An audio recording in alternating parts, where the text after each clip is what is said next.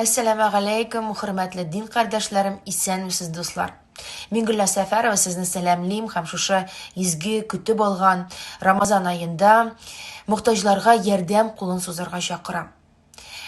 Дөресрәге, бу зур кирәкле эшне инде Ярдәм хәйрия фонды күптән башлап җибәргән. Аларның тормыш юлы дигән акцияләре бар. Һәм бу акциядә мин дә, сез дә теләгән һәркем катнаша ала. Ничек булдыра аласыз? Ничек телисез, шул рәвешле ярдәм итәргә мөмкинсез. Сезнең, безнең ярдәмебезгә бик күпләр мохтаҗ. Һәм шушы хәйрия фондына сез үзегезнең фитр садакаларын да күчерә аласыз.